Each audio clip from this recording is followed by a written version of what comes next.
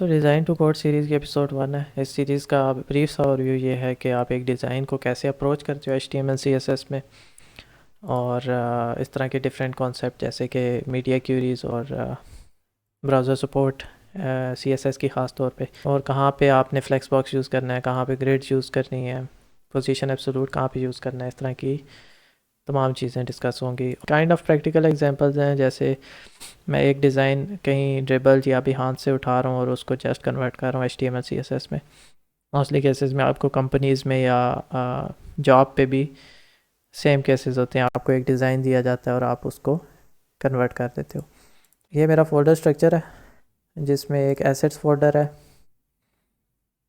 Assets folder में just arrow left, जो कि ये डिज़ाइन है जिसको मैंने कन्वर्ट करना है, इसके अंदर एरो लेफ़्ट और राइट 2 SVGs हैं।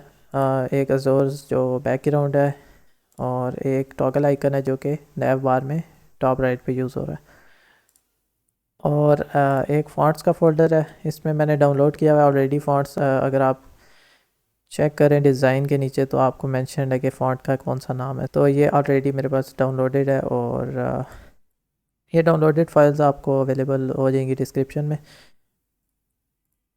अगर fonts.css में देखें तो यहाँ पे मैंने फ़ॉन्ट फेस के थ्रू इन कस्टम फ़ॉन्ट्स को इंपोर्ट किया हुआ है। फ़ॉन्ट फेस के थ्रू आप CSS में कस्टम फ़ॉन्ट को इंपोर्ट करते हैं। इसका मेथड कुछ इस तरह से होता है।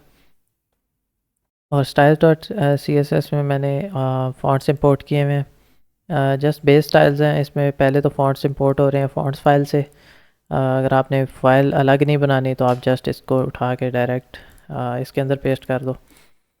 उसके अलावा जो एवरी टैग को मैं रीसेट कर रहा हूँ, मतलब हर एलिमेंट को मैं बेस स्टाइल में रीसेट कर रहा हूँ, मार्जिन 0 पैडिंग 0, वरना बाय डिफ़ॉल्ट कुछ एलिमेंट्स की जैसे H1 H2 है उनको कुछ बेस मार्जिन गिवन होती है ऑलरेडी, तो वो मैं रीसेट कर रहा हूँ ताकि अपने हिसाब से मैं उसको सेट कर सकूँ। और बॉक्स साइजिंग में बॉर्डर बॉक्स कर रहा हूँ। और HTML बॉडी में मैं फ़ॉन्ट फैमिली मेंशन कर रहा हूँ। अनऑर्डर्ड लिस्ट में लिस्ट स्टाइल टाइप नन, मतलब वो जो डॉट्स आते हैं लिस्ट के साथ अनऑर्डर्ड लिस्ट में, वो रिमूव हो जाएंगे। एंकर टैग के साथ मैं एंकर टैग के बाय डिफ़ॉल्ट कलर होता है ब्लू कलर का, और उसके नीचे अंडरलाइन होती है, वो भी मैं रिमूव कर रहा हूँ।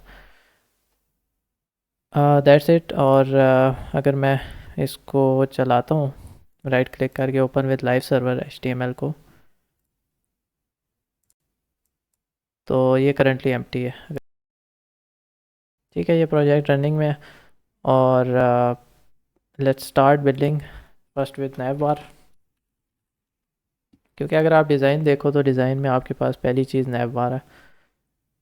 नैव बार में एक लोगो है, चार लिंक्स हैं और एक टॉगल आइकन है, और ये तीनों अपने अपने कंटेनर में, और इसको एक फ्लेक्स और जस्टिफाई कंटेंट स्पेस बिटवीन के थ्रू तीनों को कर सकते हैं हम।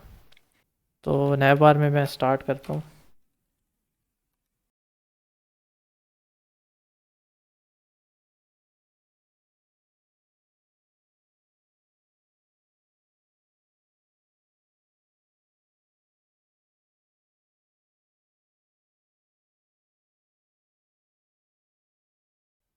ओके, नैव बार रेडी हो गया। नैव बार में क्या चीज़ें हैं, एक H1 है जो कि आपका लोगो है, जिसको मैंने एक क्लास लोगो दे दी। अनऑर्डर्ड लिस्ट है जो कि सेंटर्ड लिस्ट है, चार लिंक्स हैं जिसमें।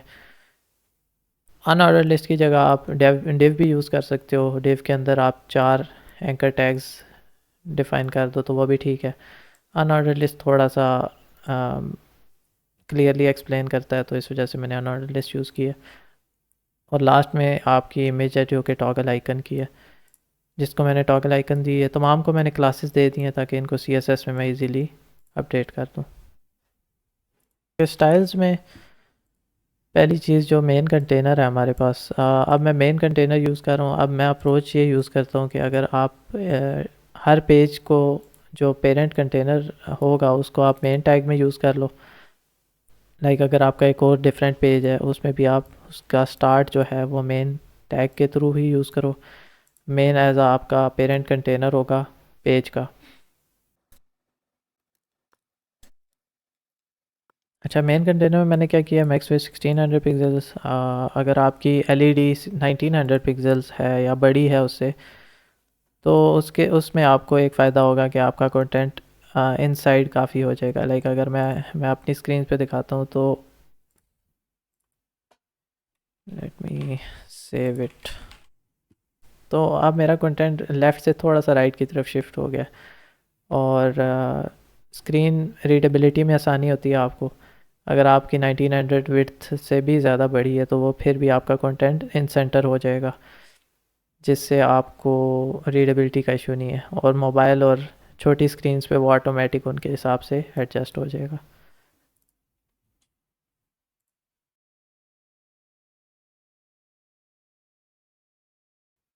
फिर नैव बार में मैंने क्या किया है कि जस्ट डिस्प्ले फ्लेक्स और जस्टिफाई कंटेंट स्पेस बिटवीन कर दिया ताकि आपका कंटेंट इक्वली डिस्ट्रीब्यूट हो जाए। अब नैव बार के अंदर जो डिफरेंट चीज़ें हैं इन तीनों को मैं डिफरेंट स्टाइल्स दे देता हूँ।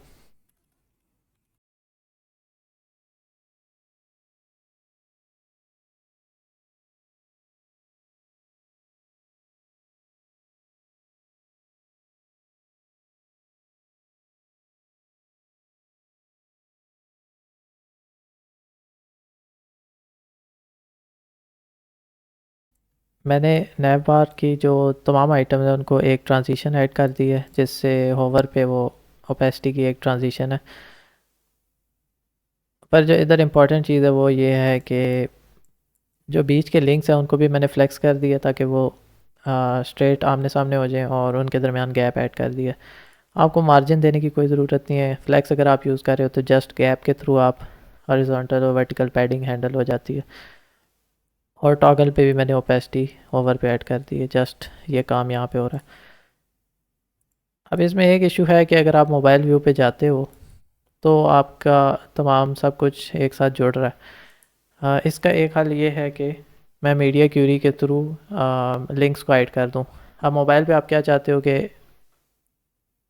लिंक्स हाइड हो जाएं और इस टॉगल के क्लिक पे वो लिंक दोबारा शो हो जाए। जनरली यही होना चाहिए। तो वो जावास्क्रिप्ट के थ्रू होता है तो वो मैं इम्प्लीमेंटेशन नहीं करूँगा, बट मैं मोबाइल पे इन लिंक्स को हाइड कर रहा हूँ।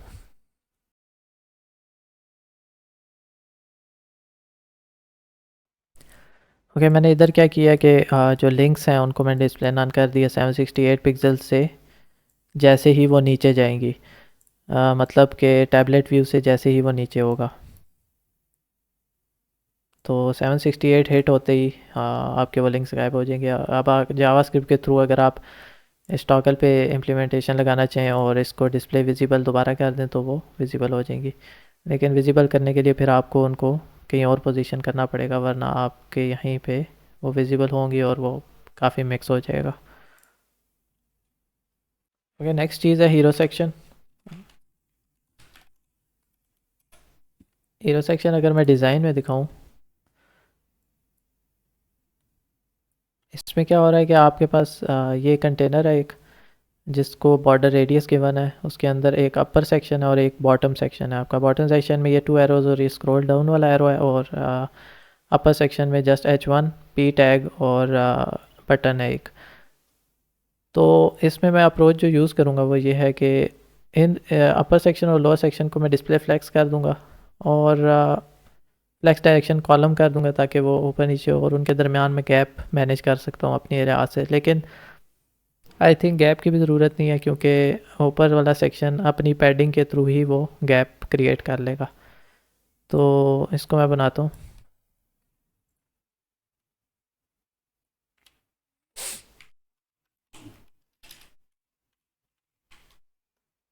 अब यहाँ पे मैं सेक्शन यूज़ कर रहा हूँ।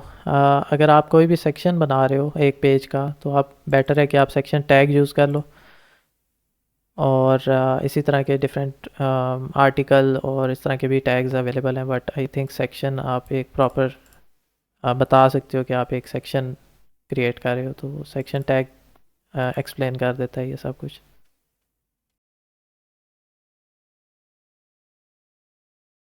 और ये मैंने दो कंटेनर बना दिए, अपर कंटेनर और बॉटम कंटेनर। और अपर में मैं ये तीन चीज़ें डालूँगा, हेडिंग, टेक्स्ट और बटन।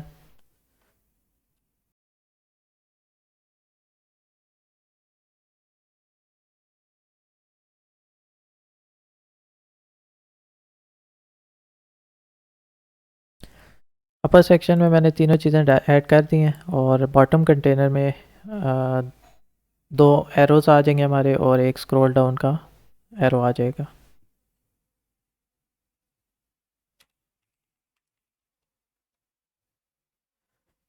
अब इसमें एक नोट करने वाली चीज़ है, वो है कि मैं इसको एक कंटेनर में डालूंगा और इसको एक कंटेनर में, फिर दोनों को डिस्प्ले फ्लेक्स करके स्पेस बिटवीन कर दूंगा ताकि ये कॉर्नर पे चला जाए।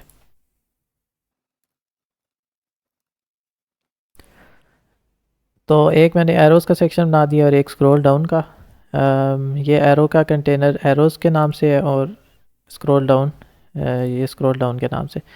एरोज़ के अंदर एक एरो हमारा लेफ़्ट का है और एक राइट का है। तो एरो लेफ़्ट के लिए मैं यहाँ से एसेट्स में से एरो लेफ़्ट की फ़ाइल में से एसवीजी का कोड उठा के यहाँ पे पेस्ट कर लूँगा। वैसे इस फ़ाइल की ज़रूरत नहीं है बट रेफरेंस के लिए मैंने यहाँ पे रखी हुई है। और सिमिलर चीज़ मैं एरो राइट के लिए भी करूँगा। अब इसको एरो क्लास जो है इन दोनों में कॉमन है क्योंकि दोनों सर्कल्ड होंगे, तो इनको एक कॉमन क्लास देना लाजमी है। मतलब अच्छा है कि आप इन दोनों को एक कॉमन क्लास दे के उसी को स्टाइल कर लो, तो वो दोनों स्टाइल्स हो जाएंगे।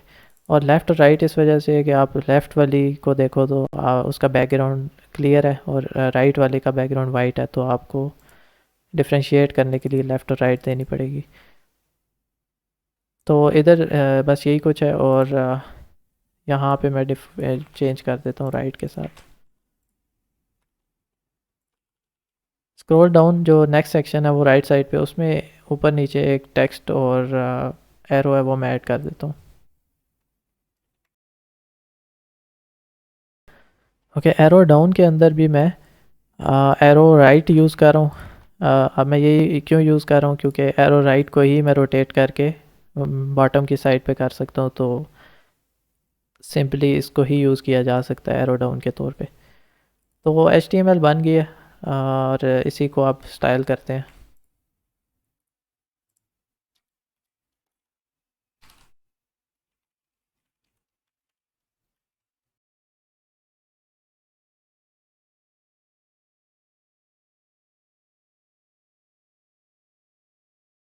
ओके, इन स्टाइल से क्या इफेक्ट आएगा। जस्ट बैकग्राउंड इमेज ऐड की है, बैकग्राउंड पोजीशन जो कि सेंटर के लिए है। अगर मैं ये रिमूव कर देता हूँ तो इमेज थोड़ी सी सेंटर्ड नहीं होगी, वो उसका एक पार्ट शो होगा। तो नॉर्मली आपको ये प्रॉपर्टीज़ हमेशा यूज़ करनी पड़ी जाती हैं। तो बैकग्राउंड साइज़ कवर कि वो ओवरऑल उस कंटेनर के हिसाब से कवर कर ले और रिपीट से नो रिपीट, मतलब उस सेकंड उसका वेरिएंट ना शो हो जाए।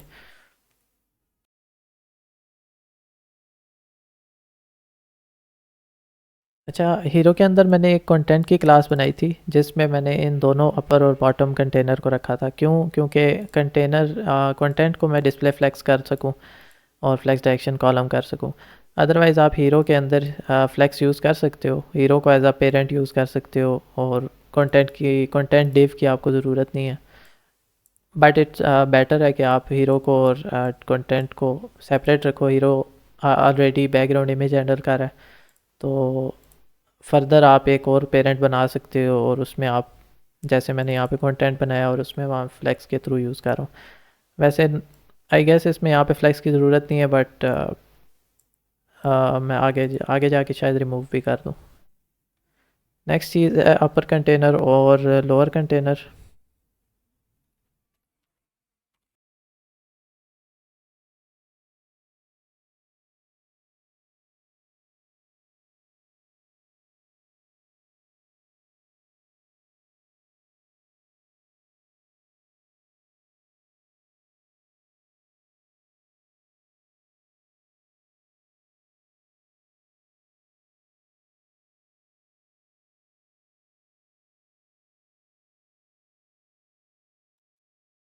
ओके, यहाँ पे मैं एक जितना मैंने ऐड किया उसको मैं एक्सप्लेन कर देता हूँ। अपर कंटेनर को मैंने पैडिंग दी है टॉप टू बॉटम काफ़ी सारी, क्योंकि आप डिज़ाइन में देखो तो ऊपर और नीचे इसके काफ़ी सारी पैडिंग है। मैंने थोड़ी सी ज़्यादा दी है। और इसके अंदर जो फर्स्ट टाइटल है उसमें मैंने फ़ॉन्ट वेट और फ़ॉन्ट साइज़ इंटरेस्टिंग है जो कि मैंने क्लैंप यूज़ किया। ओके, क्लैंप में आपकी जो फर्स्ट पैरामीटर होता है उसमें आप मिनिमम फ़ॉन्ट साइज़ डिफ़ाइन करते हो कि आपका टेक्स्ट कितना छोटा जा सकता है। मिनिमम 2 रैम में, उससे नीचे फ़ॉन्ट साइज़ नहीं जाएगा। 6 व्यू पोर्ट विड्थ से मुराद है उस किस व्यू पोर्ट विड्थ के हिसाब से एडजस्ट करना है साइज़ को, इंक्रीज़ करना है या डिक्रीज़ करना है। और 7 रैम इसका मैक्सिमम साइज़ है। अगर मैं स्क्रीन थोड़ी सी बड़ी करता हूँ तो ये ऑलमोस्ट 5 रैम या 6 रैम के क्लोज हो गया। अगर मैं इससे भी बड़ी करता हूँ तो दिस इज़ अवर 7 रैम। ठीक है। तो इसी तरह अगर मैं छोटी स्क्रीन पे जाता हूँ तो आपका टेक्स्ट इस तरह से 2 रैम के क्लोज चला जाएगा। तो ये ऑटो क्लैम्प के थ्रू एडजस्ट होता रहता है। इसकी ब्राउज़र सपोर्ट भी अच्छी है अब फायरफॉक्स पे, और ऑलमोस्ट ऑलमोस्ट लेटेस्ट हर ब्राउज़र पे सपोर्टेड है। नेक्स्ट है डिस्क्रिप्शन, जिसमें फ़ॉन्ट वेट, पैडिंग टॉप और फ़ॉन्ट साइज़ नॉर्मल चीज़ है, और nothing interesting. Book now button, मैं थोड़ी सी इसकी पैडिंग डिक्रीज़ करूँगा ताकि ये अच्छा लगे। अभी अच्छा लग रहा है। इसमें मैं एक होवर इफेक्ट भी ऐड कर देता हूँ ताकि थोड़ा सा ट्रांजिशन वाला इफेक्ट आ जाए।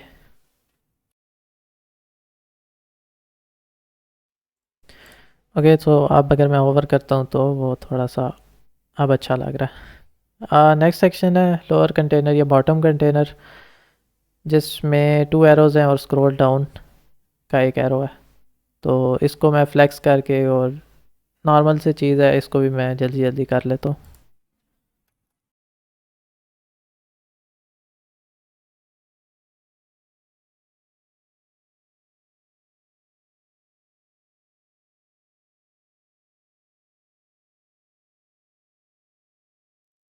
तो बॉटम कंटेनर में मैंने नॉर्मली फ्लेक्स और जस्टिफाई कंटेंट स्पेस बिटवीन की है, जिससे ये दोनों कॉर्नर्स पे चले गए हैं। और पैडिंग में एक चीज़ इंपॉर्टेंट है, नोट नोट करने वाली चीज़ है, वो है कि टॉप टू बॉटम तो नॉर्मली मैंने इसको दी है, लेकिन जो लेफ़्ट और राइट है वो सेम एज़ जो अपर कंटेनर को दी थी वही है। अगर आप अपर कंटेनर को देखो तो उसमें भी मैंने लेफ़्ट और राइट 3 रैम दी थी, और यहाँ पे भी 3 रैम है ताकि कंसिस्टेंट रहे, सेम रहे।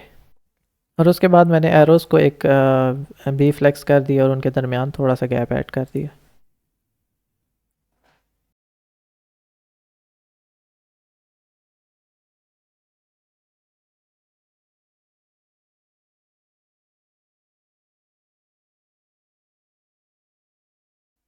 ओके, एरो को मैंने क्या किया है कि विड्थ और हाइट फिक्स दे दिया है ताकि वो एक परफेक्ट सर्कल बन सके। अगर मैं बॉर्डर रेडियस यहाँ पे रिमूव करता हूँ तो वो परफेक्ट स्क्वायर है।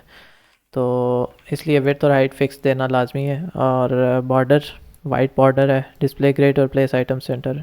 इस लाइन का मेन मतलब ये है कि अगर मैं ये रिमूव करता हूँ तो आप देखोगे तो एरोज़ थोड़े से लेफ़्ट की तरफ शिफ्ट हो गए हैं, क्योंकि वो टॉप टू जो उसकी बेस पोजीशन है वो वहाँ पे चले गए।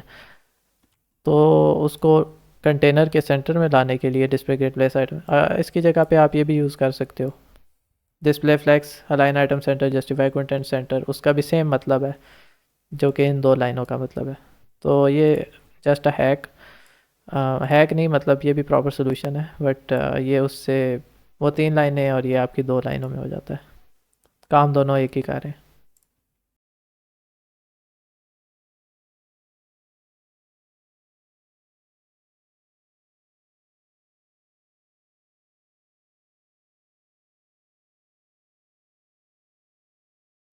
ओके, यहाँ पे मैंने क्या किया है कि जो एरोज़ के अंदर एरो की क्लास है उसके होवर पे मैंने एसवीजी का कलर स्ट्रोक जो है, स्ट्रोक एसवीजीज के स्ट्रोक होते हैं, बॉर्डर्स नहीं होते।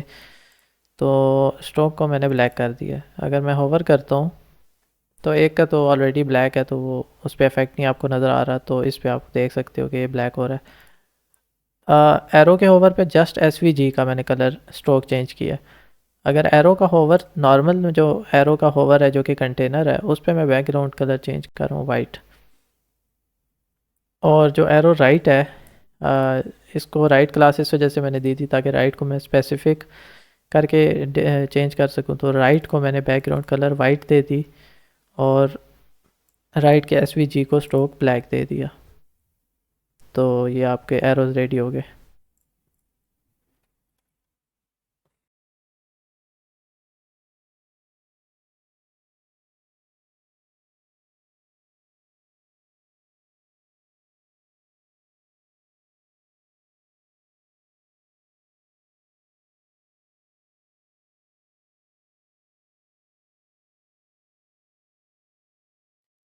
ओके, यहाँ पे मैंने क्या चीज़ें की हैं, जो बॉटम कंटेनर के एरो डाउन की बात हो रही है जो कि राइट पे है, उसको मैंने जस्ट हम पैडिंग ऐड की है एरो डाउन वाली साइड पे। सेक्शन स्क्रॉल डाउन को मैंने कुछ नहीं किया, जो एरो है उसको मैंने थोड़ी सी पैडिंग दी है।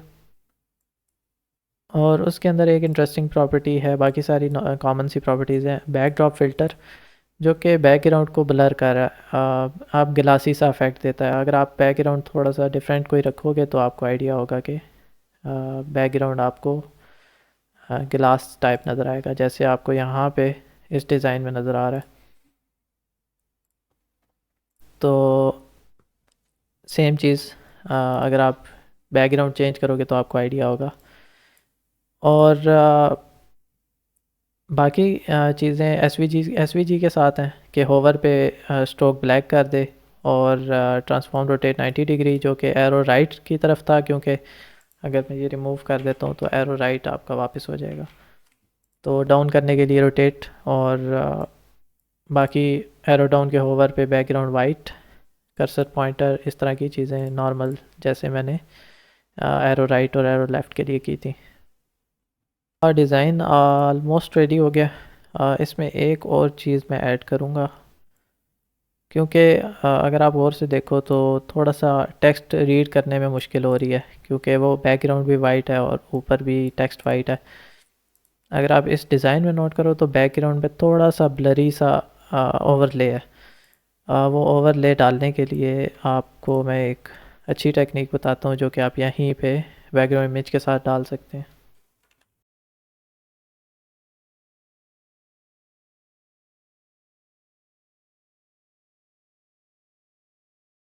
बैकग्राउंड इमेज में आप लीनियर ग्रेडियंट भी पास कर सकते हो जो कि एक्ट ओवरले की तरह एक्ट करता है। और इसमें आप अपनी मर्ज़ी से जैसे मर्ज़ी RGBA, जैसे आप लीनियर ग्रेडियंट नॉर्मली यूज़ करते हो तो वो आप कोई सा भी डाल सकते हो। अगर मैं यहाँ पे रेड कर देता हूँ तो थोड़ा सा आपको डिफ़ाइन हो जाएगा कि किस तरह से ऐड होगा। अब आपका टेक्स्ट काफ़ी रीडेबल है क्योंकि ब्लैक ओवरले है पीछे, तो टेक्स्ट इजीली रीडेबल है। ये भी डन हो गया। और अगर मैं मोबाइल पे व्यू देखता हूँ तो ऑलमोस्ट इश्यूज़ नहीं है। कि यहाँ पे मैं कुछ और चीज़ें मेंशन कर देता हूँ जो कि टेस्टिंग से रिलेटेड है। अगर मोबाइल पे आपने टेस्टिंग करनी है तो मोबाइल जो आपके होते हैं वो 320 पिक्सल्स, ऑलमोस्ट 320 तक आपके मिनिमम जाते हैं।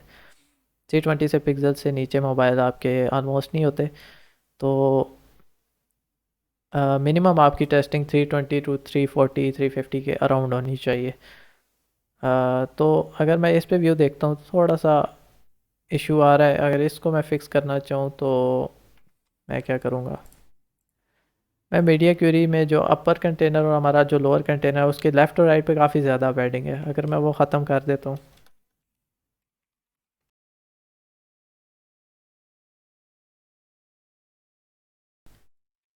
ओके, यहाँ पे मैंने क्या किया कि 768 पिक्सल से नीचे, मतलब टैबलेट व्यू पे हीरो कंटेनर के अंदर अपर और बॉटम कंटेनर की पैडिंग लेफ़्ट और राइट वाली वापस डिक्रीमेंट कर दी है, और जो टॉप टू बॉटम है वो बाय डिफ़ॉल्ट जो ऑलरेडी थी वही वैसी की वैसी है। अब अगर मैं व्यू देखता हूँ तो मोबाइल पे कुछ भी कोई ख़राबी नहीं नज़र आ रही, तो मोबाइल पे भी एडजस्ट हो गया अब। ठीक है। और ये क्रोम पे हम यूज़ कर रहे हैं। अब यही चीज़ें बाकी ब्राउज़र में टेस्ट करना भी लाजमी है, क्योंकि फायरफॉक्स और एज के माइक्रोसॉफ्ट एज के भी यूज़र्स हर जगह पे होते हैं, तो आपको टेस्ट वहाँ पे भी करना लाजमी है। अगर यही चीज़ मैं फायरफॉक्स में खोलता हूँ, कोई इतने इश्यूज़ नहीं नज़र आ रहे, सब ठीक है। और यहाँ पे इंस्पेक्ट करके भी देख लेते हैं। ठीक है, तो क्लैंप और इस तरह के फीचर्स भी आपके ठीक से चल रहे हैं। अब यही चीज़ मैं माइक्रोसॉफ्ट एज पे भी खोल लेता हूँ।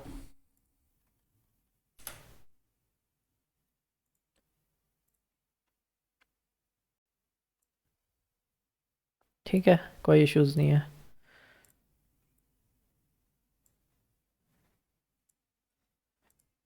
ओके, वन लास्ट थिंग, इसमें कुछ एनिमेशंस भी ऐड करूँगा मैं। उसमें इतना टाइम नहीं लगेगा, just to make it a bit more appealing. Okay, मैंने कुछ एनिमेशंस की फ्रेम डिफ़ाइन की हैं। Fade in from bottom, fade in from left, दोनों सिंपल सी हैं, जैसे ओपेसिटी 0 से 1 हो रही है दोनों में। और बाय डिफ़ॉल्ट मैं इनको 0% पे मूव कर रहा हूँ। ट्रांसलेट वाई 20 पिक्सल्स मीन मैं उसको थोड़ा सा नीचे की तरफ मूव कर रहा हूँ। और 100% पे जब वो मतलब एनिमेशन एंड हो रही होगी तो वो मूव करेगी अपवर्ड की तरफ। ट्रैवल ट्रांसलेट वाई 0 मतलब वो बाय डिफ़ॉल्ट जो अपनी पोजीशन है उस पर वापस आएगी। सेम एक्स के लिए भी है, -20 मतलब वो लेफ़्ट पे थोड़ी सी शिफ्ट होगी, और x0 का मतलब कि वो वापस अपनी जगह पे आएगी। अब इस एनिमेशन को अप्लाई करने के लिए आपको इस टेक्स्ट पे, इस टेक्स्ट पे और बटन पे, इन एरोज़ पे, तमाम पे अप्लाई करना है।